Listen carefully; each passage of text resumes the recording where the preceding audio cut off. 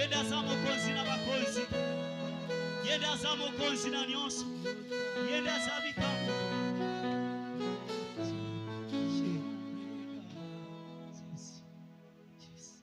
Komisa mon amour saint. Commençons maintenant à adorer le roi. Tu vas aller sur son zambé, sur. Côté des années, on kati na bomo ina biso. Emo bateli.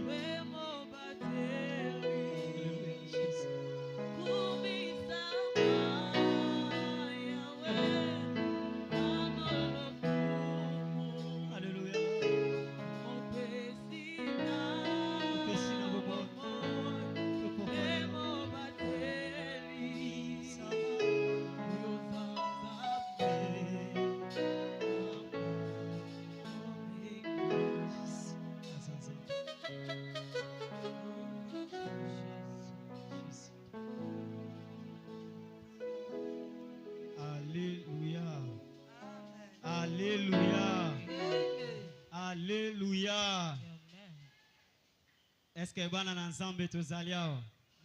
Betela nzambe maboko, betela ye mololo, mololo, mololo. Betela ye mololo, mololo, mololo, mololo. Ceux qui toko élevé les sur le roi des rois, tous angelae, tous célébrer. Sur côté les mamans, tous à état de jeunes, tous les gens tous à les mamans, tous les mi ego sala nzambe pour que tu comme ça le roi des rois. Tellement tous célébrer le roi des rois.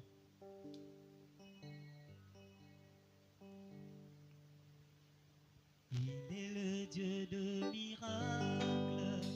Il est le Dieu de miracles. Il est le Dieu de miracles. Alléluia. Il est le Dieu de miracles. Il est le Dieu de miracles. Alléluia. Il est le Dieu de miracles. Il est le Dieu de miracles. Il est le Dieu de miracles. Il est le Dieu de miracles. Alléluia. Il est le Dieu de miracles. Il sauva Daniel de la fosse au lion. Il sauva Jonas du poisson géant. Il ressuscita Lazare et la mort. Il est le Dieu de miracles. Il sauva Daniel de la fosse au lion. Il sauva Jonas du poisson géant. Il ressuscita Lazare et la mort. Il est le Dieu de miracles.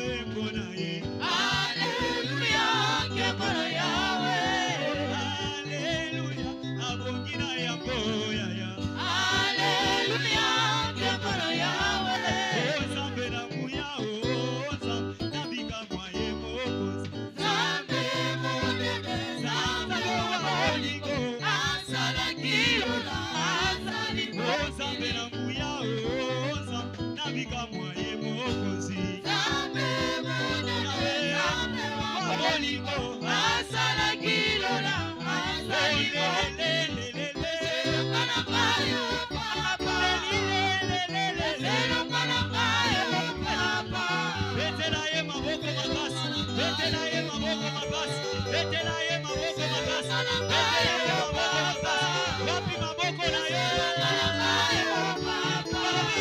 Bala ya kaina yo papa, alliance ya kaina yo papa, luka, opesa bisongu ya tobondela, opesa bisongu ya tobondela, Yesu kale kanzambi wa moyo, oh le le le le le le, seno kana kayo papa, le le le le le, seno kana kayo papa, oh le le le le, seno kana kayo papa, na kotika te, Yesu ponanga utabo bebe, na kotika te, Yesu ponanga bada bobo, na kotika te, masi ponanga utabo bebe, na kotika te, Yesu ponanga bada bobo, akole bateza bakaba ponanga utabo mwana, na kotika te, Yesu ponanga bada bobo, ani Yesu ani Yesu ani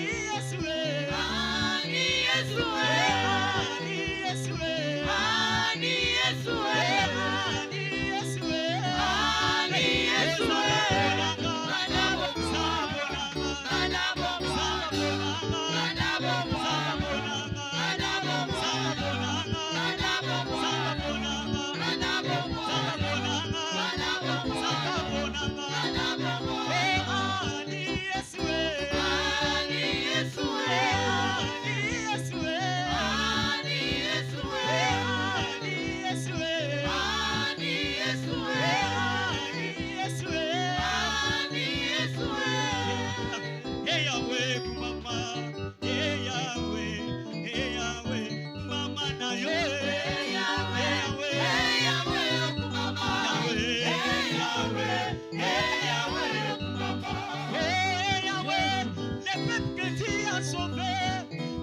décidé d'être loué, oh, hey Yahweh, hey Yahweh, hey Yahweh, Papa, hey Yahweh, hey Yahweh, Papa, hey Yahweh, les peuples que tu as sauvés, se sont décidés d'être acclamés, hey Yahweh, hey Yahweh, hey Yahweh, Papa, hey Yahweh, hey Yahweh, hey Wamilele, Wamilele, Mumabarakan, Yesu.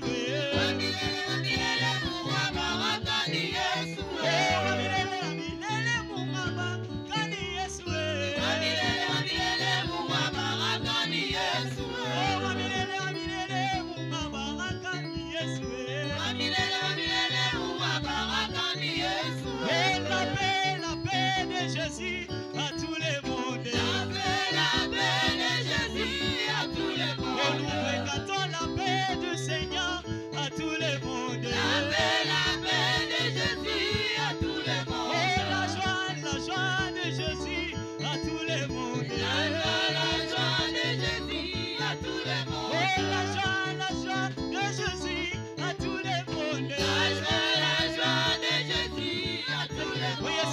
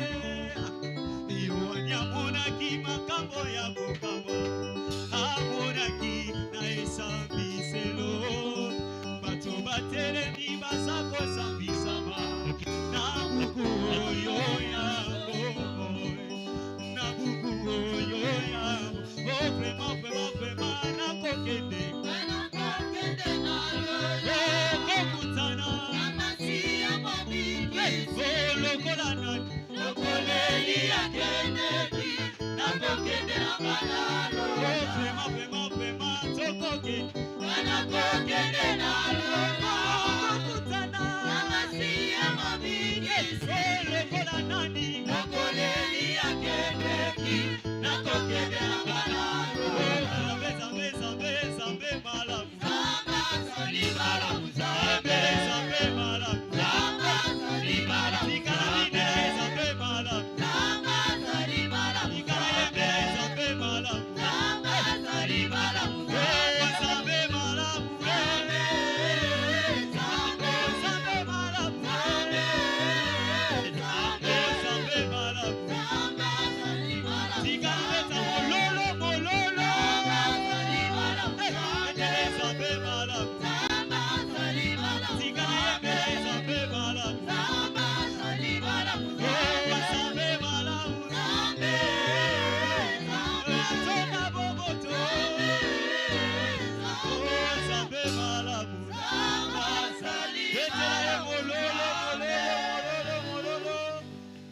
Alexa, papa na biso zo continue ko betela nzambe mabo. Mololo mololo.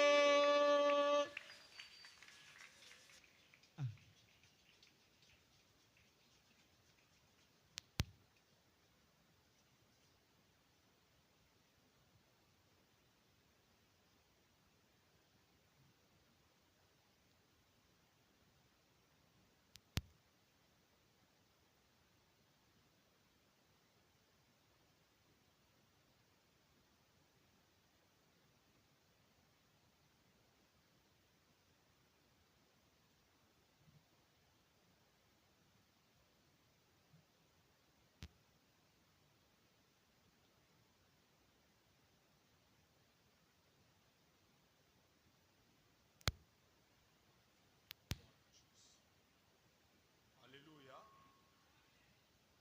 Nzambe apambola yo. On a lobi nzambe apambola yo. Bien-aimé, depuis les mercredis, nous allons na malakisi ngana yo tozalaki telema béni. Lolenge nini okokonza mabele, comment okoposséder la terre. Et Dieu a fait grâce. To lobaki en long et en large. Na introduction na biso pour que to démontrer combien Dieu est bon envers nous. Et lolenge nini nzambe apesaki mabele. Wana ezalaki na introduction mais lelo tozwa encore le plus grand moment pour que to soit éteint à prière. Éteint à prière, je disais. Et donc, tozo bandela kaka verset totangaki. Est-ce que ozalaki tant totangaki? Nous avons vu verset wana. Deuxième verset, c'est pas le premier verset. Isaki pardon, Genèse combien? 35. Ok. Voilà. Genèse 35. Tobani na 40e verset. Premier verset. Tobani na 40e verset. Genèse 35, 40e verset. Premier verset, allons-y. Nous lisons la parole de Dieu dans le livre de Genèse. Ça va, ça va, je laisse. Ça ne va pas dans le little. Genèse chapitre 35, à partir du premier verset, nous commençons la lecture. Amen. La Bible dit, Dieu dit à Jacob, Jacob lève-toi, Telema, monte à Bethel, mata na mboka ya Bethel, et demeure-y. vanda umela kuna. Là, Bisika wana, tu dresseras un autel au Dieu qui t'a apparu. kunande okotombola hôtel et tumbelo, mais pas à n'importe qui na nzambe oyo abimela kiyo. Lorsque tu fouillais Ésaü, ton frère, Tango yo bandaki kokima Esaü ndeko na yo. Jacob dit à sa maison Bibelobi Jacob ayebisi na ndako na ye boye. et à tous ceux qui étaient avec lui, Na ba oyo nyonso bazalaki na ye alobi na bango boye. ôtez les dieux étrangers qui sont au milieu de vous. Bolongola banzambe ya bapaya bayebaza katikati na bino. Purifiez-vous Bomi petola et changez de vêtements. pe bolongola bilamba oboza nango botia mususu na nzoto. Nous nous lèverons Tokotelema et nous monterons à Bethel. tokomata na Bethel. Là, Bisika wana je dresserai un autel au Dieu qui m'a exaucé. bisika wana nako tombola etumbelo na nzambe oyo ayanolaki ngai. Dans les jours de ma détresse Na mokolo oyo nga nazalaki na mawa. et qui m'a été avec moi pendant le Oyo voyage azalaki na ngai elongo na mobembo. que j'ai fait. Nga nasalaki.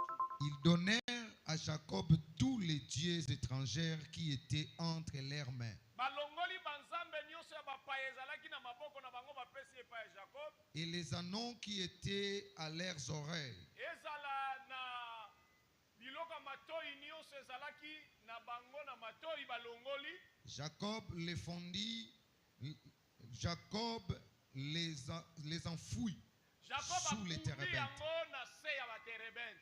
qui est près de Sichem. Bible lobi ezalaka pembeni ya mboka ya Sichem. Ensuite, il partit. Bongo sima nango bakendaki balongwaki pe bakendaki. La terreur de Dieu se répandit sur les villes qui les entouraient. Kobanga nzambe bato bakomi kolenga nzambe apona makambo ya salaki.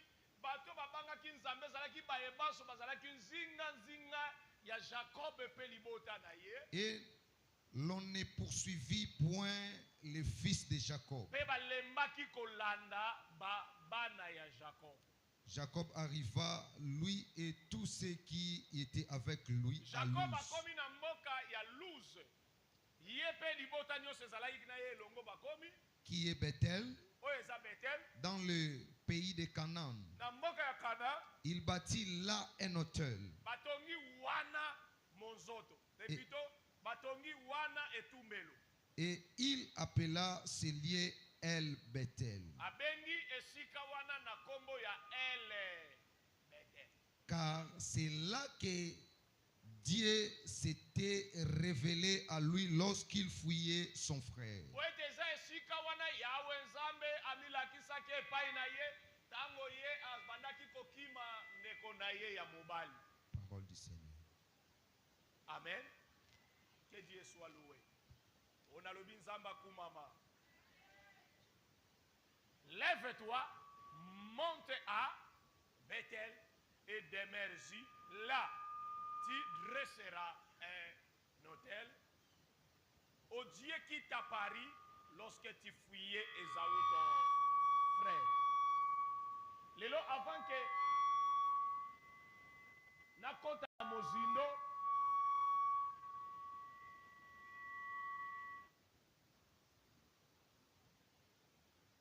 ya lolenge nini okoki kokonza mabele lelo nalobela mwa biloko ya mikie mpo na priere. Eloko ya liboso na kolobela reconnaissance. Eloko ya mibale soki nalongwe na reconnaissance peut-être de façon dispersée nakopesa ngo bakombo te, nakopesa ngo bapoint te, premier, deuxième, troisième, ekozala structuré te, peut-être de façon ramassée. Nakolobela ngo nakobeta lisolo ya nzambe ya bitapu, nzambe ya ba dimension. Nakobeta lisolo ya nzambe ya ba dimension. Amen. Nakobeta lisolo. Ils étaient tous dans le même lieu. N'habitez ceux qui ont compris dans la Bible lobby, dans Actes des Apôtres, ils étaient tous dans le même lieu. Bible lobby, molimo mosanto akiti. Tant molimo akiti Bible lobby, molimo ekiti mais apesi bango minoko ya sika selon que l'esprit, c'est-à-dire baye batu o bazalaki nzinga bakuti o azoloba munoko mboka na bango kuna kuti en fait okuna zalaki koyoka batu bazo prophétiser na ki portugais po azalaki portugais mais okuna yoki batu mususu bazo prophétiser na ki allemand po ya azalaki allemand ayoki okuna zo prophétiser en fait selon que l'esprit les donné à chacun. L'esprit n'a pas donné et pas muntu moko biloko nyonso balangi nyonso, mais l'esprit a donné à chacun sa particularité. Le Dieu de particularité. Loba amen. Atababeteli bino lisolo, Dieu a aimé Jacob, il a haï Ésaü. Nako yinaka Ésaü apesa Ésaü biloko oya Ésaü mais ayinaye. Mais ayiniye mais apesa biloko ya Ésaü. Eloko bayinelaka mutu yango apesaki nzambe ya ba particularité. Et si possible, et Dieu nous fera du bien. Je vais commencer par la reconnaissance. Déjà le mercredi, j'ai souligné quelques points. Nalobaki epa ya batu mususu awa.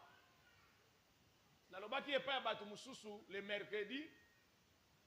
Si Dieu rappelle à Jacob azonga na Bethel, et là qu'il doit bâtir un hôtel à Dieu qui lui est à Paris, c'est que quelque part Dieu ne trouvait pas sa part. Alléluia. Avec Kende na Bethel, et là tu bâtiras un hôtel à Dieu qui est à Paris. Lorsque tu fouillais ton frère, donc, c'est que Dieu reconnaît que Azwa qui offrande. C'est que Dieu reconnaît que Batongela est hôtel. Et pendant le Dieu que nous servons, c'est un Dieu des hôtels. Oloba Amen.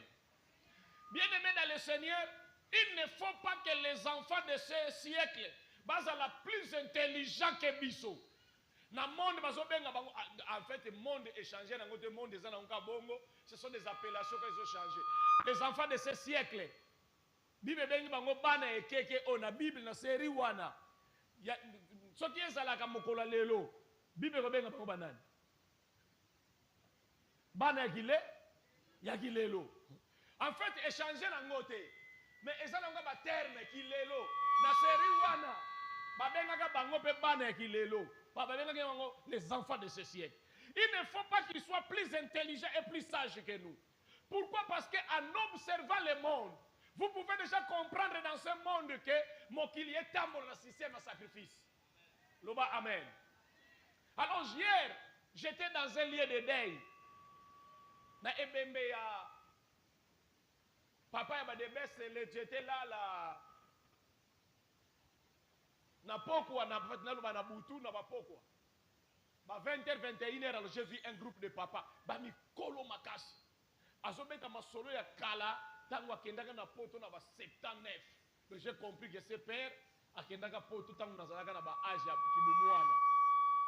Na nazana no mwana muke na primaire na obundana nazo mata ba classe mais il akenda déjà poto. Papa nazo expliquer.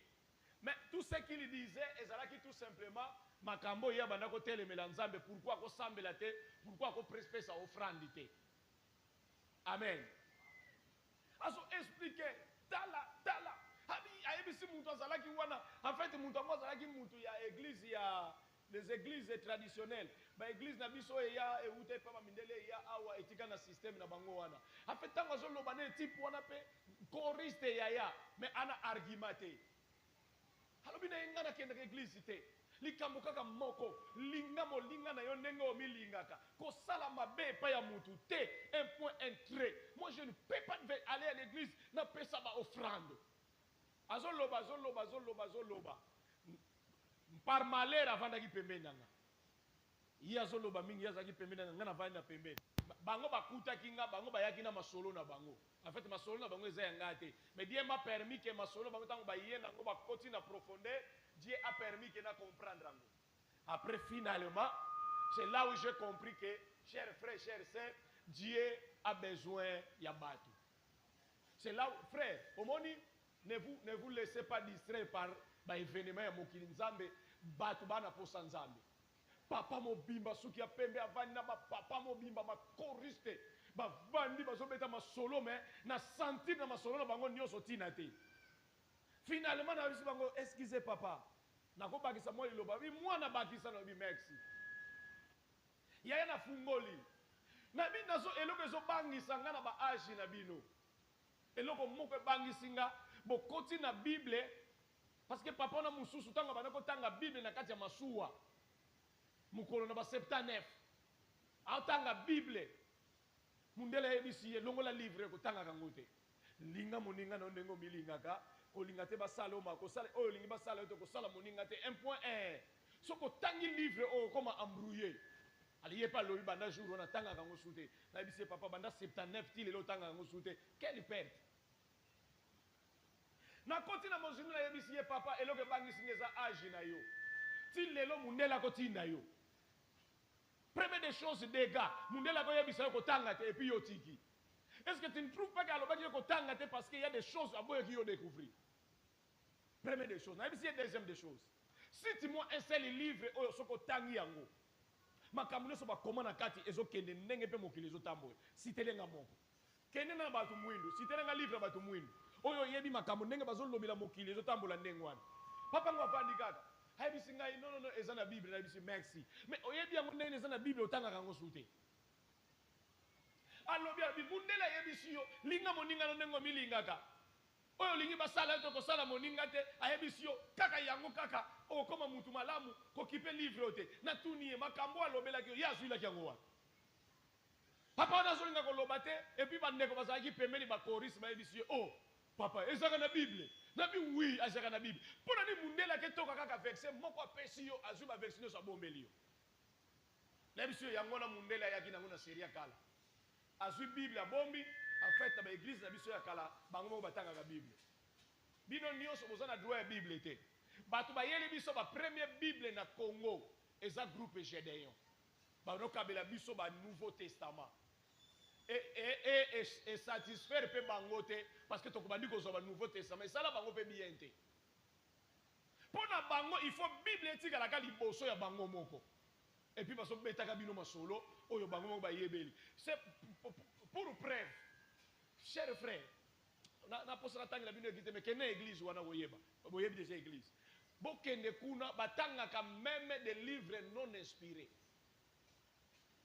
je vous dis vrai biso auto tangaka ba livre non inspirés peut-être pour citer un exemple to legi to tangaka ngo penza rare mais na église wana kuna ba livre non inspirés oh Siracide oh Ketele oyebi Ketele Ketele zaka na Bible non inspirée Ketele Judith livre Judith ezaka na Bible na bango ba livre non inspiré na kati eza ba Makabe kuna batangaka yango normal pourquoi batangaka yango parce que bayebaki des choses ezalaki non inspiré baincorpore yango ntango bana kolobela bino yango en réalité soko banotanga yango na kisi eza na kati eza na kati ya livre ya kete ya nani ya ba livre wana eza na ba kisi ya kolingela basi jour eza na komemela bino yango natangela bino même quelques versets na kisi ya kolingela basi na ba invocation de mort eza na kati alors lokola batangaka yango mingi balingaki te bato bakota na connaissance balobaka non c'est que bino ntango boyaki bokosaki biso parce que biso bakoko na biso tobandaki mpe koinvoke le mort alléluia donc na bino na biso c'est que tozaka ndenge moko alors bango moko bazotangaka yango liboso bapimeli bango babible mpo place bokoluka bosala vérification oyo bazoloba eza te quand je parlais na bapapa wana bayoki nayebisi bango eza erreur grave bapesa yo verset moko nyonso babomba erreur grave vous devez vous contenter na Bible tout entière na bandiko expliquer bango bapapa wana bavandi kimia papa wana avanda bi mwana oza na raison natali age na ye papa wana soka umelaka na kati ya église akokoma meme premier responsable ya église ya munene mais malgré bapoto asala wana papa wana ne connaît rien de Dieu il croit que Dieu peut sauver les gens par leur comportement olobi kofinga mutu te olingi basala te kosala moninga te ekoki nango bien aimé dans le Seigneur nous ne sommes pas sauvés par des actes parce que soki ba acte kaka ena batu mususu bakozala sauver koleka biso ba chrétien mais nous sommes sauvés par Jésus-Christ oya kati na biso lokola zo esika na biso c'est lui qui va nous amener na perfection pour que asimba biso akotsa biso na bokonza likolo loba nanga amen.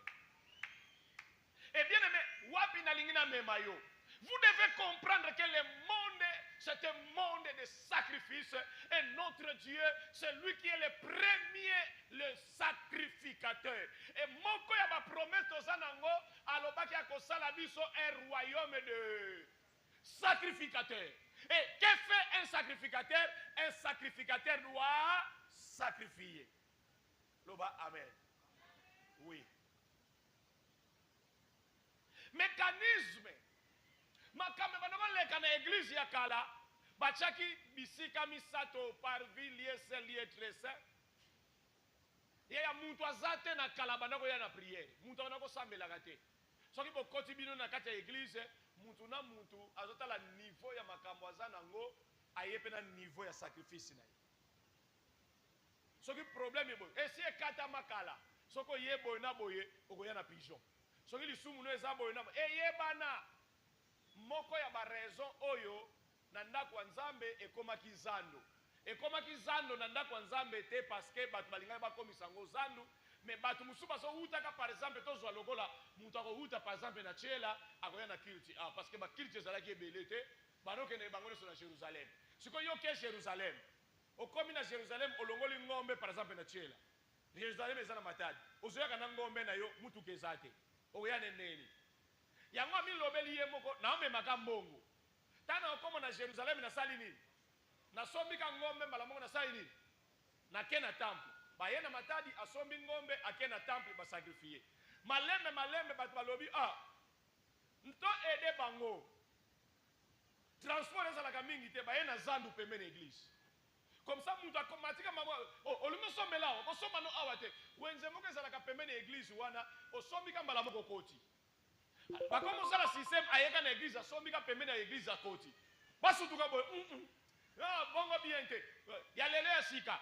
Il est fait akoganga mingi malembe wenze ekoti na porte église. Basutuka malembe ngana oteka na ngate ayebisi principal sakifika Tshela nga mesa na kwe, ba tsheli mesa na kwe.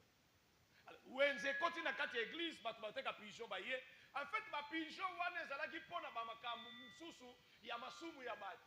Ba pigeon wana ezalaki makambo ebele pona makambo etali ko sacrifice plutôt ko kababa na epai na Nzambe ko présenter mwana na église banoko pesa ka ba pigeon. Est-ce que vous comprenez nga? C'est comme ça wenze kota na église ekota te po ekota parce que ba besoin ya bato elekaka ba boyi bato bakalaka ba voyage bakomi koya nango tina kati église. Et donc par là tu dois comprendre que les besoins na série wana ya sacrifice existaient encore. Mais maintenant après tout Dieu ne pouvait plus demander des sacrifices. Pourquoi?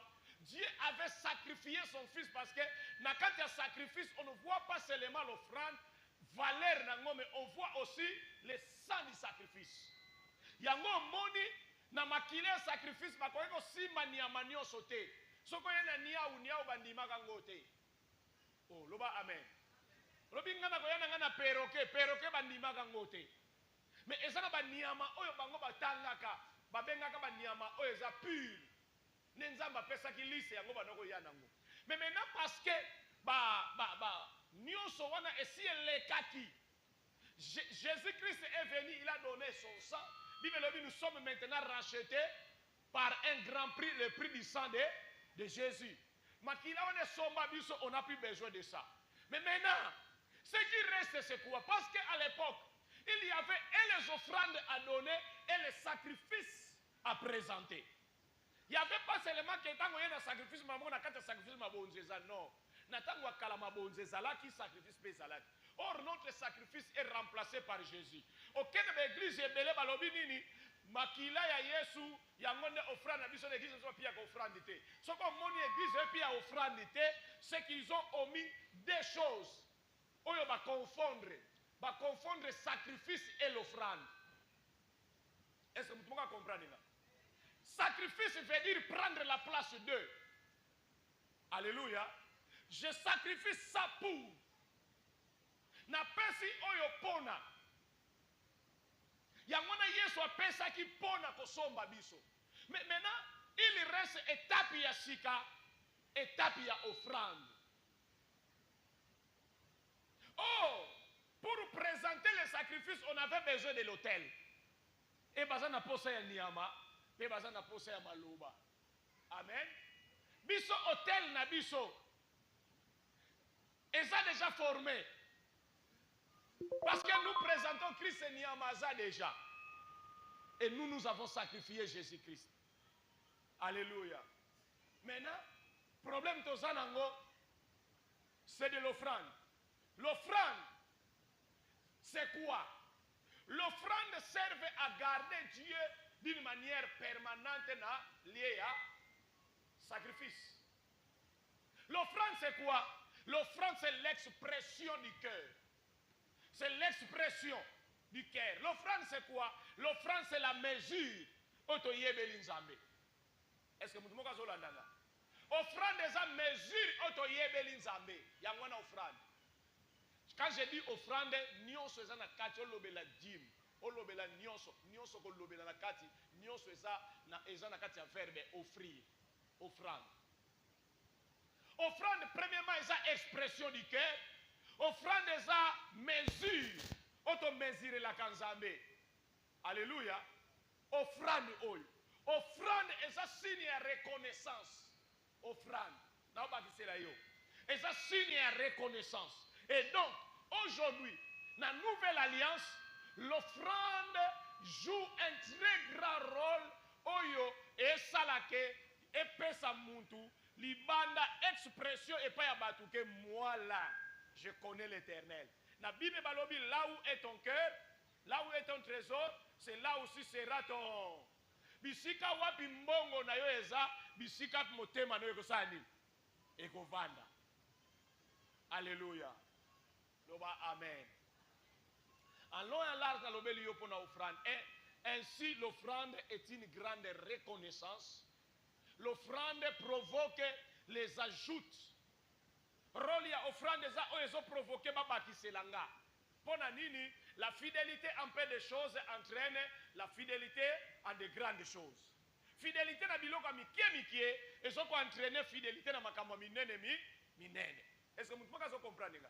L'offrande que j'ai reçue aujourd'hui, en réalité, peut me responsabiliser demain.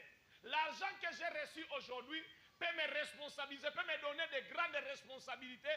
Lobby, mongonga na zui lelo. Il suffit kaka na yeba pari ya nzambe na kati. Nzamba koloba nini? Je lui ai donné paix, il m'a donné aussi ce que je lui ai donné. Et donc, pour que ngana zala bien, il faut mbongo nyonso nganzambe na nango. Na simbisaka ngo mwana po ayeba ozongiselanga. Loba amen. Yango wana ba catégorie de église ekabwani. Église ekabwani ba catégorie ebele pourquoi? Parce que nous avons des gens qui donnent à l'Éternel et les gens qui ne donnent pas. Les gens qui ne donnent pas ne sont pas bénis. Les gens qui donnent sont bénis. Ainsi, église est comme un jaloux. Église est bota ba jaloux pour nini? Mutu apesa katanga zo pambwama yala kisaka. Amen. Et loka kola kisezate longola nkokoto. Et loka kola kisezate kabaka. En fait, logiquement par là, il y a deux parties dans l'offrande, la part de l'Éternel et la part de l'homme. Tu ne peux pas donner des offrandes na part yote. Par na yote, on les retourne. Par yanzambe, on donne des offrandes. Par na yo, on peut sa offrande. Par yanzambe, on les retourne pas yanzambe. Parce que na katia offrande, na katia yanzamba pesio, je parle pas des offrandes, je parle des revenus. Na salaire na yo yango revenu. Na mongo bakabeli yango revenu. Na mongo ko lokota revenu. Na mongo nyonso ko zwa na vie, eza revenu. Et na part ya revenu na yo nyonso, il y a ce qu'on appelle parti na yo na parti yanzambe. Parti na yo eza combien? Sur 100 000 parti na yo eza 90 000.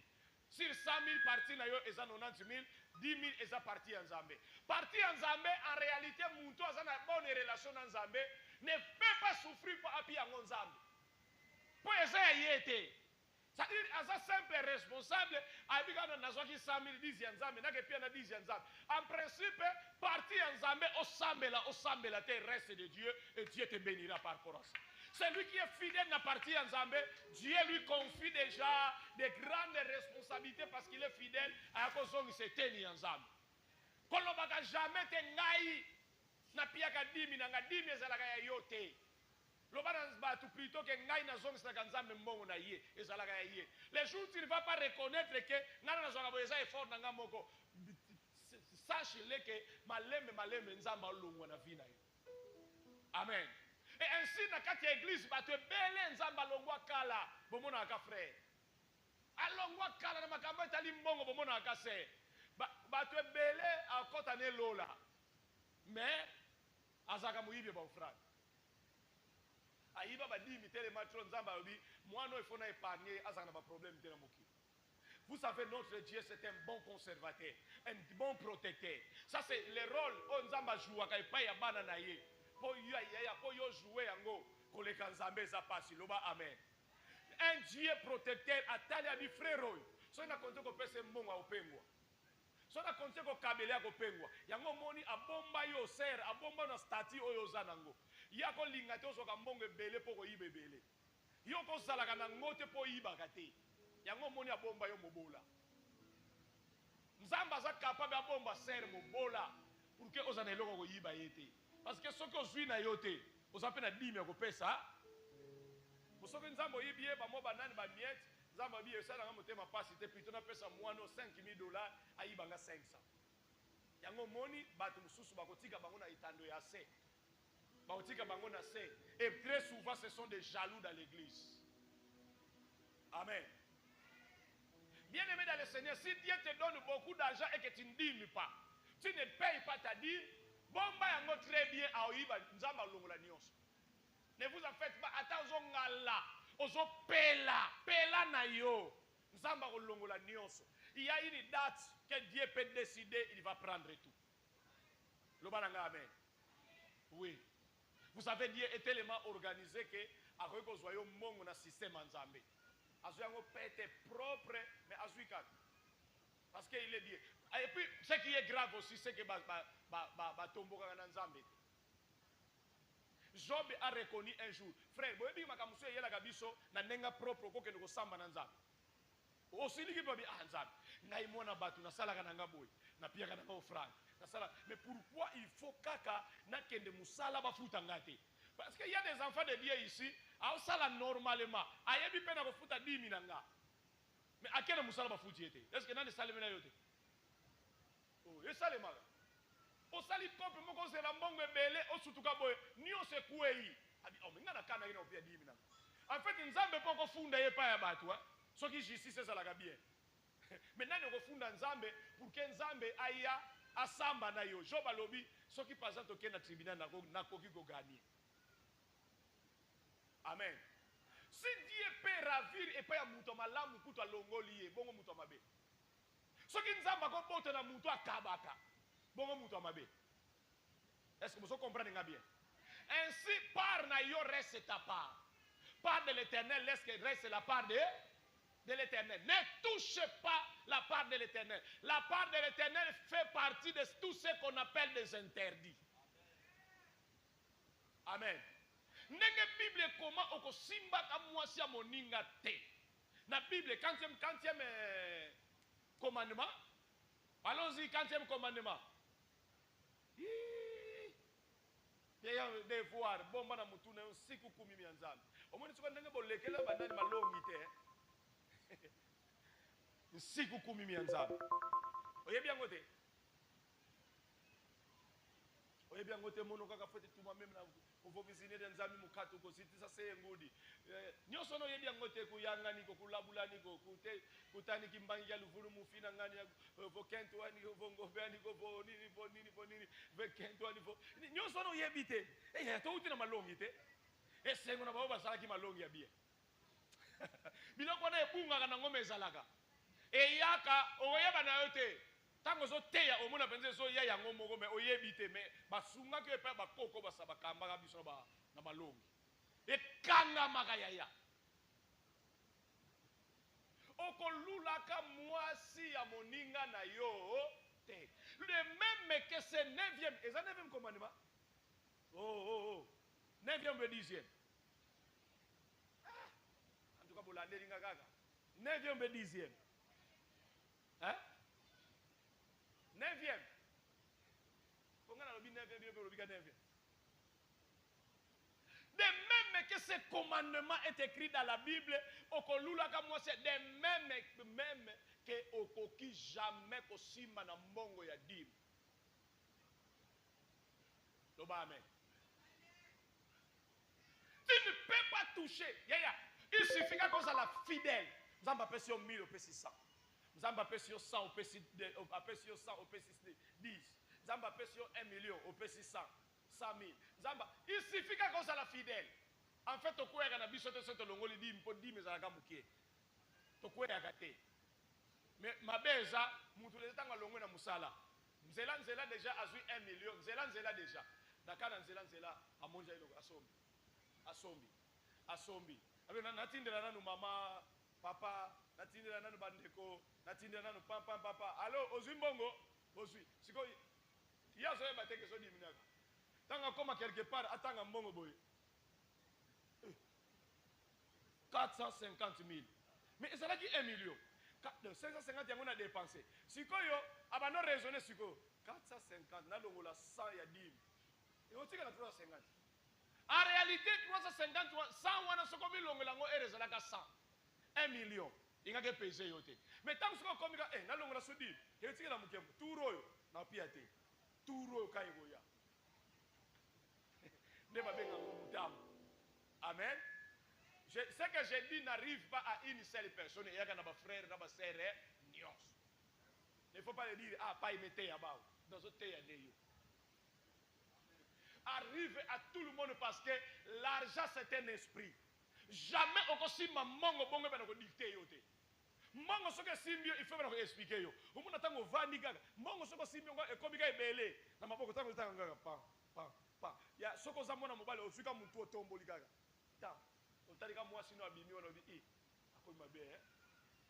Muntu expliquer akomi mabe za mbongo. Oh est-ce que ozola nanga bien? Ça arrive dans ça expliquer ma frère même ometi kara. Makambo na oyebisa bino boyebi yango apa ya zana raison mais poto reverser tout fa na kimia. Omona katango telemika ngomuni moi 1000 ekoti. Ezana ngona poche fani na pant. Ofandika boba ofandika otalaka sere moka zoleka bi i sero yo aleki madame. Mbongo zo expliquer otala moi ça leki moi sina yo yebi. Loba amen. Mbongo etindaka tout le monde, etindaka ma frère, etindaka ma sœur, epengwisaka bato nyonso. Vous devez être plus dur, plus fort que ma mbongo na yo, que ma économie na yo. Économie na yo ekomemaka yo te. Yo ne faut memaka économie. Ah, mutu moka yo kinga n'est-ce pas? Oui. Mbongo monaka mbongo eko expliquer mutu vanda na yo a ko keno kilitite lelo. Ozana ya kokoka. Ovandi na yo pe nani? Mwana yo na mbongo ebosanisaka bato bakombo. Bato nyonso komona bango biloko nani chose ya nani? Nani mwano bakombo nyonso na era nzala oyebaka bango. Bakombo nyonso na era pass oyebi yango. Metango suka mbongo ka di nani oyo mwano oyo nani? Nani? Nani ai? Chose ya nani? Wana tozalaka na père na biso moko soka wutika poto. Aye kaka aye na ba biscuit ya biscuit na kalezalaka problème po bozala nango. Père na biso ka wutika na aye awuti poto aye kaka aye abana yaka na teinture. Pembe. Aye na ba photo kangama na Londres. Papa na biso na ba série wana. Na ba 80 quelque. Soka yeka continue na biloko no se continue na umuna telemi azuya chese anglais sikotanga azotala bana apaya auto sana ka 6 mois na poto atalika bi chose ya nani sikoyo nga azobenga biso na 2 temps na kombo moko azosangisa 2 personnes Sima Paulin azala posa benga Paulin mais abana Simaro Sima Paulin c'est-à-dire azo sangisa mbongo on a vu mania telemi azo telemi. Et puis chaque tongo il faut telema na balabala abimi na balabala telemi et puis azalaka maboko bien mais maboko nyonso comme agasi ayebi français te mbote nyonso na quartier toute une semaine même voire 1 mois mbongo eza ya français mbote nyonso et on a telemi ka kaka bonjour, ça va? À la maison, ça va? Donc, phrase, on a la monnaie langue déjà, il y a encore pire pendant 1 mois. Ce qu'on m'a dit, quand on a imité, il y a déjà que mon est bon aussi. L'argent. Si l'argent te dicte dans la vie, tu seras incapable de donner à Dieu. Tu seras incapable même ya kolongola eteni nzambe parce que na nzambe tolongolaka dim otikali na 900 000 ce qui est là qui 1 million bien sûr mais na ba 900 000 c'est chaque culte tu dois donner à Dieu. Yango moni des grands prédicateurs nazo landaka na ba réseaux sociaux, j'écoute leur avis sur la dîme. Ils disent toujours un enfant de Dieu lorsqu'il monte na ko yeba nzambe azalaka sumuta ba dimité. alekaka valeur ya dîme. Parce que plus vous donnez des dîmes, plus vous sentez que Dieu vous bénit, vous avez plus besoin de la bénédiction. Mais si on peut ça dîme, comment on peut ça, au lieu de 1 dixième, comment on peut ça 2 dixièmes. Oui. En train de circuler, quelque part, maman wana aye bisingai, je vais voir le pasteur, aye na moni na ba enveloppe. Aye bisingai, j'ai fait à peu près 6 mois en Europe en mission. 6 mois. To wuti na bamboka moko ko yekola, to kota ba mai, to so kende, to so yekola sire, tout ce qu'on appelle les richesses des sous-sols. Habite au sali 6 mois de formation, bien payé. Abi semaine mo okende ka bozo nka bonaka boyo kuta na ba chambre na bino ba enveloppe ya kaki ba koma vodim. Na plutôt votre salaire il y a semaine. Habito maintenant ko futa ma allocation de rien to comprendre au kendeka bozongi boy beaucoup dans ba chambre na bino ba kose bino ba salaire moko ya ba mois. Salaire boyo kuta jomu susu salaire à quinzaine. Mushu musu boyebo salaire à semaine. Abi nyonso ba pesi ngai. Soka ba pesi ngai na kena bombi na longoli di. Na kena bombi na longoli di. Les jours aso solo nanga abi nanga les jours où j'ai compté l'argent. O ngana zanango. Parce qu'il m'est interdit. J'ai aimé cette femme. Il m'est interdit na tanga mbongo nzambe. Lokola epeki sama na tanga nzambe, nzambe na kotsa kaka ya ngambo na bina tanga nyoso, tangu na ozonga, tangu na tangi yanga. Abi tangu na tali combien de $1000. Nabi donc ndenge na zabo yosoki na zui $700,000. De nzamba na 70. Sikia mna lobi ndenge 70 700 za donc kuna ya nzambe za 70. Afadi kimi lobi nzambe mukie boye ye moko abi pourquoi na kosanguka santé finalement même na pesi nzambe ko ka 100 et pas nanga ekotika nango ka 670 pourquoi na kosanguka santé na longoli 100 na tieli nzambe na soye na nzela na senti luko mutebe zoloba yo pe yo moko 670 nzambe 100 abi ngamo na milobeli mais kasi 670 déjà na sina legaki 10 non. Et quand j'ai suivi cet homme de Dieu qui disait, lorsque vous avez reçu beaucoup avec l'Éternel et que vous ne pouvez pas dépenser beaucoup, c'est que niveau est yebe l'ensemble. Et ça nous faible. Amen. Chers frères, vous ne pouvez pas acheter, vous ne pouvez pas construire, vous ne pouvez pas faire de grandes choses. Et c'est Pelisayo. Ce qui part ensemble des na quantité. Et ça biloko oyo okoiko tonga. C'est là où la Bible dit boko tonga bandaku mais batu musuba kolala. Amen. Est-ce que vous avez la Bible peut zali boko bala basi mais batu musuba bimana basi na Bible? C'est dans la Bible non? Pendant qu'on a ngate mna fonda dans la Bible. C'est-à-dire ena biloko mususu ozui yango mais yo mo se pena ngote. Mais ozui. J'aimerais que mutu nyonso akota na dimension ko yebela nzambe à comprendre que Dieu, lorsque nous venons avec des offrandes, je ne parle pas de la dîme seulement des offrandes, c'est que nous mesurons l'Éternel. Il y a un moment où il y a fois passé dans l'offrande à ma belleté. Il faut expliquer c'est quoi l'offrande, pourquoi. Parce que premier jour, tu vas dire que l'offrande à ma belleté, tu vas 1000 francs. Moutou nyon sa kangama offrande à ma belleté, même à ça, 10 000 francs. Après, il y a 1000. Après, il y a 1000. Pourquoi après, il y a 1000? Et puis, il faut constater. Lorsque dans cette église, vous constatez là où les gens ne sont pas fidèles à Dieu. Dans cette église, ceux qui passent un pasteur, alors ils vont payer 1000. Tchawa, le Sambela Ponango, déclaré. Soit 500, Tchanelongi, au Tchanelongi, déclaré. Soit 50 francs, Tchaboye, Tchanamabele, Niata, Niati. Soit 100 francs, Salabo. Ce qui est mon saliango mingi, dans cette église, c'est un gadim. Pour comprendre que Batman va gagner l'église, il va tenir les là. Ba comparateur nini ba ayebite nini ya memi comme offrande. Comment okozwa mbongo dimba lobi tcha 100 francs mabele to niata yo zwi mbongo dimba niati. Mais soki muntu ngo sengite soko senga ya boya na badimi tala bato badimi ebele. Donc soki par exemple muntu ngo senga ba 1000 banga bazongo na badimi. C'est là où existe le vrai problème muntu apesi offrande mais PCT. Est-ce que vous comprenez là? Moutapesi offrande mais Dieu n'a pas agréé pourquoi? Offrande azo pesa wana ayaki po babenga ki bato. Qui vous dit que ce qui pasteur a saigné à Bengi Batou, si banani, si un ningi sango nikolo, n'a pas émission qu'il faut qu'on participe. N'a pas essayé de participer à côté. Ce que vous avez dans poche pour participer, n'est-ce pas? Mais ce qui passe pour Yebi, il y a 10 000, il y a 5 000. Il y a 1000, il y a 10 000. Il y a 10 000, il y a 10 000. Tu ne peux pas donner des offrandes à 10 000. Et alors, on peut aussi monter un zambé, on peut se dans zambé offrande. Zamba pia comme un bon zate. Est-ce que vous avez vu ça? Il y a un voisin, ce que l'on a dit, il y a 10 000 offrandes. Il y a un on dirait que l'on peut se dans zambé offrande. Il y a un zamba pia comme un bon zate. Ozo longola 10 000 et opesele offrande nzamba pia kama bonzate. Loba amen. Amen. Là on l'appelle fidélité à Dieu. Dieu dit à Jacob, Martha, construis un hôtel. Lorsque moi j'ai fait quelque chose pour toi, tu n'as rien fait. Là tu construiras hôtel.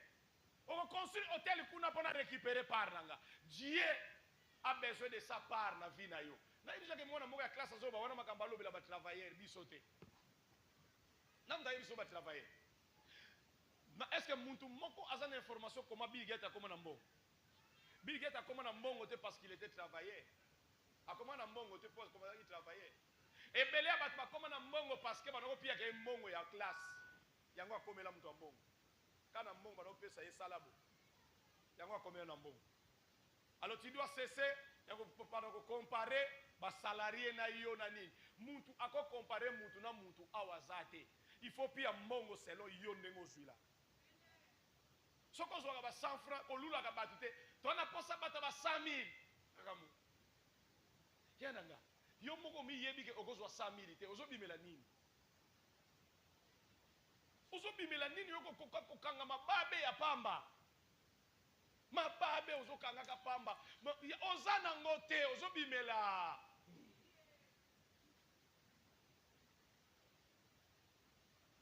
na église bayaka na ba impression te basi baza na église baza basi na yo te mibali baza na église baza mibali na yo te pour que il faut na lakisa bango pe ngape na salaka ba vœu ozana eloko ko impressionner biso te poto yebi yo nini ngoko impressionner biso.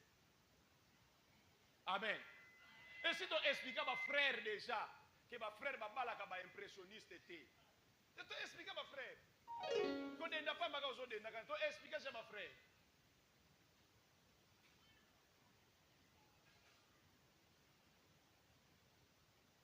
Oh, le balanga amen. Bino ba la chance to lo bilango ma frère to lo bilango ma kampongo boza na chance. Biso banana ba lo bilango biso na seria kala wana. Batu mazanga na bango te bako beta biso ba main libre. Yo ntozo main libre na yo abi. Ozi main libre propre. Oh, le balanga amen. J'aimerais que augmente ta dimension que le Dieu c'est un Dieu de sacrifice. Mais ami balé le Dieu que nous servons c'est un Dieu de alinga kabatu bazala ba reconnaissant. Amen hein.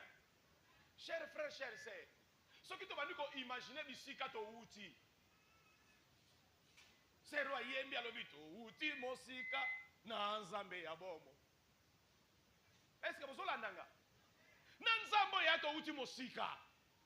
Frère, poto mona na batu, na mo fi de dan okocha. C'est na mo liko lata ko bimola. Yenanga, eza ko kumisa nzambe. Yo zaka na formete. Et Dieu aime la reconnaissance. Nzamba linga ka bato ba yeba ke makambo nzambe muto asaleli. Amen. On n'ajoute jamais à celui qui ne reconnaît pas qu'azalaka na elogote. Baba kisakate. Baba kisakate na muto so yeba te ke ngane na zalaka boy. Na laka na mutu pamba. Baba kisakate. Il faut muto za na reconnaissance. Loba nga amen. Combien de sœurs asana posa babenga ye sere. On a besoin de madame qui gagne mais à 8 ans. Babali était. Yo ya babali yo. Yo za muntu moko soko fuka mikagao. Il faut maya miswe kitaka otali famille na yo. Omitali yo moko bi na ngape susu. Bako balanga. Frère nani atinda ki yo za muntu faut kamwa ka chaque jour. Frère nani atinda ki ye amonanga. Oh lo balanga amen ya. Pour ma sœur, ma prière, on est même pas mon abango. Alors voilà, amen, ya. Chers frères, moi, des jours où moi j'ai réussi, na vandi, bazoya ko pesa biso batoli na kati ya musala, des jeunes biso à côté à lobby. Chers frères, chers sœurs, musala bozo sala oyo ba frère belé. Bana posa ba pesa bango mbongo yozo zwa ata katikati. Mais moi bazwa tant on ba ya awa, c'est là où j'ai compris que ezangolu ezangolu ya. Bato belé bana posa sala musala oyo sala ka ata mbongo katikati ba katela ka ye. Organisé. Mais moi, c'est une grâce. Et Dieu a besoin de bateau ensemble. Merci Seigneur parce que ce que j'ai aujourd'hui. Au moins nous autres moutons, nous avons nous autres moutons. Yango nembong. Et ça mouton kazo kanga. Nenga zo mona mbongo nde yango. Na oya bisa oya ya. Mbongo nde yango. Nous étions avec papa Blaise, nous étions à la maison, on va expliquer. Na ebi c'est pas Blaise. Vous t'avez comme mbongo mais soka memi yote, c'est que article yota. Ba nani ba tu lokola o wana ti bozo vana ba. Ya même to vana ba quartier ba bazala mitema. Ba tu soka nsa so betelo maboko. Soka na so betaka maboko bizera. Yo Kongo yo. Aka alelo minu sino zuyo yo na nani? Oyeba. Amen. Ah ben oui. Et quand quelqu'un est reconnaissant envers Dieu, c'est comme nous autres comme un monde. Chaque fois que nous sommes reconnaissants dans Nzambe, nous autres et ça la kake ego tindika yo ka ba place bien. Place ba tanga mbongo ba linga na ko kabola kaka muna yo bimi. Ya diaka. Ndi ba sukula na place ba tanga mbongo. Ça dit ya musala mbongo ko se présenter quelque part. Ya nanga muntu so nganje batu on dirait aveugle. Azo luka batu et puis on dirait dossier ngo so kipe ngote chef batu moko ba yaki pozwa bango chaba ngo kuna na ko yasima ya azo betaka ba karate on dirait muntu aza en l'air mais bakamba sala pesate les jours où tu te présentes na yebisi batu musuba sa baza wana na zelisi bango mingi en fait tu ne fais pas partie batu bazelisa ki parce que komi wana mais ba comprendre que frère oyo il faut makambo ne bongi pona ye tanga koka batali ka bobi ilongi na se pays nango yo vanda wapi yo za mwana mama kingani ya binu na bango bo yebani te za mwana mama kingani te mama kingani on dirait ça peut pas comme ça bango moko akakota na biro moko ça babi frère yo vanaga musala ono okokango ya yo bapi o test te batu no soko okoka yango moni bato ebele ata basali gymnastique misala musueze la bango à cause ya oyo bango basana nzambe à cause ya leur fidélité bato bako se présenter 100 personnes avant yo bako simba mutu te on loba nanga amen bako simba mutu te bako zela yo ti ere goya c'est toi monsieur tel ok tu peux commencer pona nini makambo one evani epa na yo te evani na bonzambe na yo makambo yo sala kana nzambe masolo solo kana nzambe fidélité na nzambe reconnaissance loba nanga amen. Et le Yasuka, dans Isate, c'est le Dieu des dimensions. Bien-aimé dans le Seigneur, Dieu n'a pas une forme.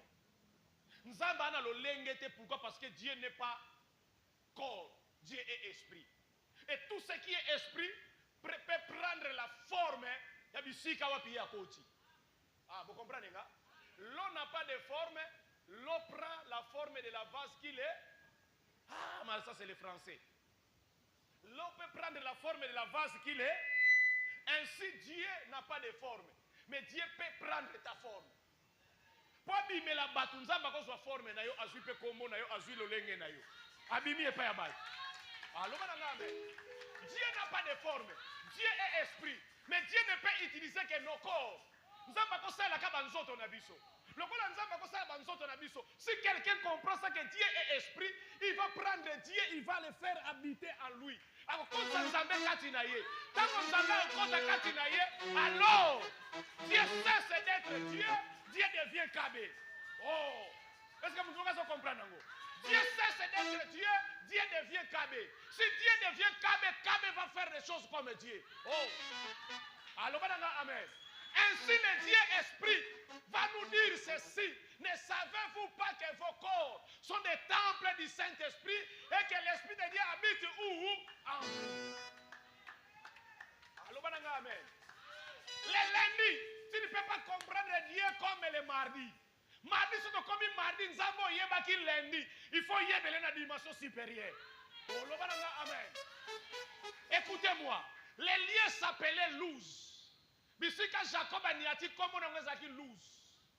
Quand Jacob arrive là, il rencontre Dieu. En réalité, quand il dit que je ne savais pas que ce lieu est redoutable et que Dieu est ici, c'est ici la porte de Dieu, la Bible déclare qu'il va nommer ce lieu.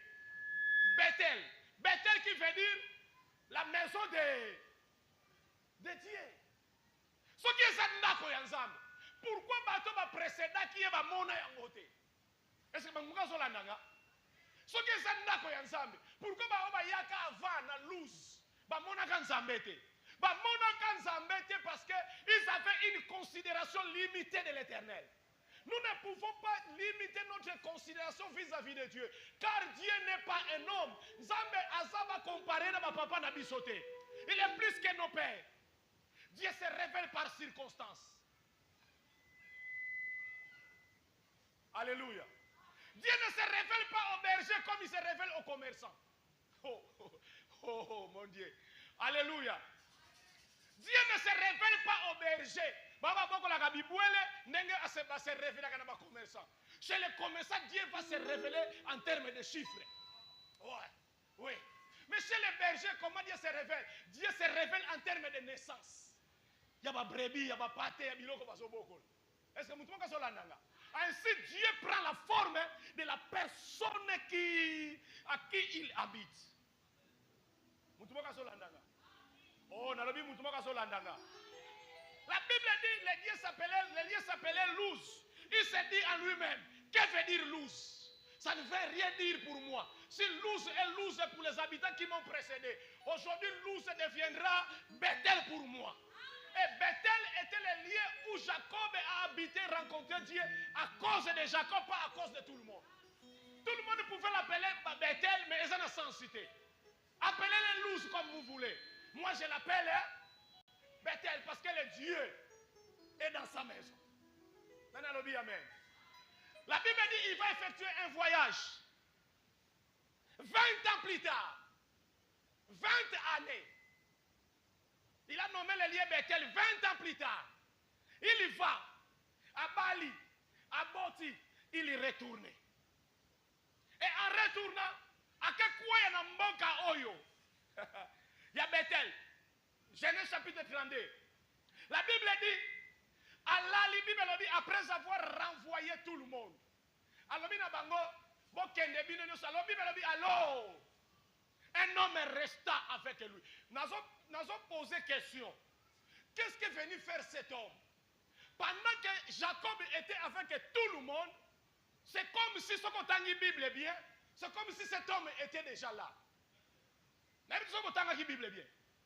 Dans la Bible, chapitre 32, pendant que l'histoire de Jacob na muto babunda na ye. La Bible ne dit pas qu'un homme lui a pari. La Bible dit il resta seul, alors un homme l'ita avec lui toute la nuit. Le bananga amen. Avant que va comme na passage oyo considéré. L'homme, mais peut-être maintenant là nous venons de lire le 35e verset. 35e chapitre. Il va nommer pour la 3e fois les lieux où il a nommé Bethel. Il va nommer ce lieu El Bethel. Voici ce que tu feras. Voici ce que tu feras. Alors, tant que commune ici, Bethel, qui dit ce n'est plus Bethel parce que aujourd'hui Dieu va faire avec précision tout ce qu'il m'a promis. Le Dieu de ma promesse, comme il est ici, il va réaliser ça aujourd'hui. Ce lieu va s'appeler El Bethel. C'était le vendredi, le mercredi que je vous ai dit ceci, exactement ceci. Le mercredi. Si Bethel s'appelle la maison de Dieu, Bethel, il y a le bandako yanza, Bethel il y a la porte de cieux. Si Bethel s'appelle la maison de Dieu, alors là pour la deuxième fois, il nomme le lieu El Bethel. Que veut dire El Bethel? Parce que ma combo nyonso e uti pas batouté et uti pas mutu moko. Pour la première fois lobi Bethel. Aya deuxième tour lobi c'est elle Bethel. Alors que veut dire elle Bethel? Elle qui veut dire Dieu. Or Bethel veut dire tout simplement la maison de Dieu. Alors si elle s'ajoute, cela veut dire quoi? C'est le Dieu de la maison de Dieu. Il va falloir que Osala effort dans la vie, que le Dieu de la maison de Dieu soit dans sa maison. Oui. Sala effort. Nzambe ya ndako ya Nzambe azalaka na ndako na ye. Oui. Maintenant je vous pose une question. Si Jacob était absent alors que le Dieu de la maison de Dieu était dans sa maison, quelle était la valeur de Jacob? Valeur nulle. Parce que le Dieu de la maison de Dieu est dans sa maison, mais l'homme qui doit bénéficier les acquis. Il y a présence, il y a Nzambe, il y a Ndako, il y a Nzambe, Azate. Alors qui va bénéficier? Alors personne. Parce que le lieu Bethel n'avait de valeur que pour Jacob. Il faut que Jacob soit là pour que le Dieu de la maison de Dieu agisse dans Jacob. Amen. Osana tort makasi lorsque tu manques de culte. Tort makasi. Lorsque tu manques de culte avec l'Éternel, ça, ce sont des habitudes. Yabano bakoli nanute. Tu n'es pas encore grand. Tu es encore bébé, tu es encore petit. Pourquoi? Parce que tu ne connais pas le temps où on peut rencontrer Dieu.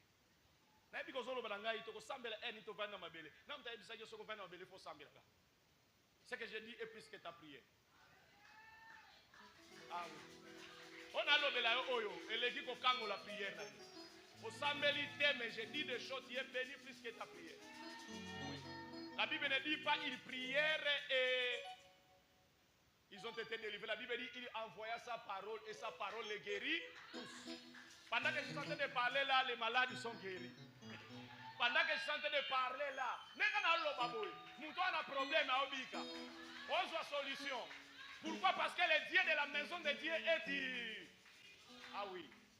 Vous ne pouvez pas rentrer comme tu es venu. Il suffit que vous allez scotcher. Quand on a la foi, on a transmettre vos vies. Et vie est au côté.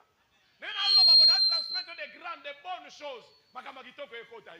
Tu ne seras plus le même. Tu seras changé à un autre homme, à une autre femme. Tu seras appelé dans des jours qui viennent femme d'affaires, femme de grande valeur, femme de distinction, un homme distingué dans la société, un homme géant. Tout ce que tu manques aujourd'hui est retardé. C'est Dieu qui est en train d'opérer avec toi, mais dans le système de Dieu avec toi. Dieu opère avec toi dans le système Nzambe na yo. Oyoza comparable na batouté. Toi tu n'as pas des enfants comme Pénina a donné dans le monde. Tu as des enfants comme Samuel. Tu as des choses à donner dans le monde. Voici la bénédiction de l'Éternel. Car il y a des bénédictions qui valent la peine. Ma pambo liesa. Ce qui est mokili. Balaksango misal. Loba amen. Loba amen. Ainsi je te bénis au nom de Jésus. Je te bénis au nom de Jésus. Je t'interdis de coffrer Dieu. Ya kozwanzambo chena kati ya cage. Oyebele ndengo yebeliye. Na pekisi yo oyebela nzambe na système kaka unique. Nzamba koleka. Achanga loboko na kobika. Tu n'es pas aman. Yosa yo. Yosa mutu moko lendi o vivre nzambe ndenge mususu. Lobi tango oya. Il faut créer na nzambe. Il faut yebela nzambe ndenge mususu. Quand il arrive dans le même lieu, il dit ça ce n'est plus Bethel. Je n'ai plus besoin de l'appeler Bethel. J'ai besoin que ce lieu devienne elle. Parce qu'aujourd'hui, je vais vivre autre chose. Quand il nomme ce lieu, il n'a pas encore ce dont Dieu lui a promis. À son nom, elle Bethel, non, je dis l'autre m'a promis. Alléluia. Ainsi, je te dis, exactement ceci, tu dois précéder ta bénédiction. Oh, il faut oya liboso lipamboli na yo eya. Yo faut tanto la nzambe pona oyo nzamba ko pesa yo. Toi tu dois bénir l'Éternel avant que Dieu ne te donne. Ça peut motiver l'Éternel au nom de Jésus. Nzambe ya ba dimension. Premier escalier nzambe elingolo ba nzambe te. Elingolo ba tout simplement que Dieu est dans la première dimension. Le lieu s'appelait Luz. C'est le rez-de-chaussée. Et c'est le premier niveau. Quand il arrive, il rencontre Dieu. Il dit le lieu s'appelle Bethel. Deuxième niveau. Celui qui connaît Dieu aujourd'hui comme Bethel ne peut plus retourner dans l'ours. Alléluia. Et la bisika musu to niata qui non les to considérer nga ndenge to niata la yango. Oko niata na même lien mais tu montes de niveau avec des noms que tu donnes à Dieu. Waouh. Ça dit, je peux être la mine condom millionnaire. Oui. Ah oui. Je peux être la mine condom millionnaire. Ne fouille pas des quartiers. Ce sont des problèmes qui doivent te fuir. Tu ne peux pas fuir les quartiers. C'est les quartiers qui doivent te fuir. Oh, qui m'a quartier, des quartiers ne m'ont qui m'a eu. Ce qui m'a quartier, ça c'est un dégât. Les jours où tu rencontres Dieu comme LBT, tu as des expériences avec Dieu. Tu dois encore monter. Et quand tu montes, Bethel n'est plus Bethel. Bethel veut dire El Bethel. Cela ne veut pas dire que Bethel a perdu sa saveur. Bethel reste Bethel pour ceux-là qui sont en gardienne. Bethel, c'est quand Bethel pour ne passer la gardienne. Yo Martin niveau pourquoi so bien ngaka Bethel? Pourquoi t'occupes-tu na makambo ya pamba ya bato batika la Bethel yo kusio comme El Bethel?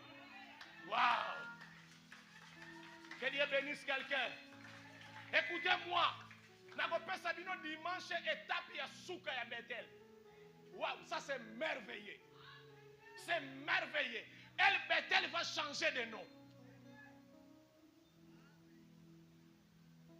Mais ce qui est grave, le nom final que va porter El Bethel n'est même pas le nom de Dieu. Et ça vous commencez à mettre. Vous serez surpris. C'est le dimanche que tu comprendras qu'on a valeur dans Miswanza. C'est le dimanche que tu le comprendras. Ainsi Dieu bénisse ta parole au nom de Jésus. Amen. J'attends ton offrande. J'attends ta dire. Ainsi nous allons prier. Père très saint, bénis tes enfants. Père très saint, bénis les chemins de retour. Père très saint, bénis le culte d'aujourd'hui. Je prie pour que tout celui qui est venu problématique ait sa solution. Je prie pour que les malades soient guéris. Je prie pour que cette offrande soit agréée. Ainsi, je bénis tout le monde. Je bénis les sources de provenance. Ils ont été fidèles en peu de choses. Ô Éternel, confie-les de grandes choses. Je bénis le chemin.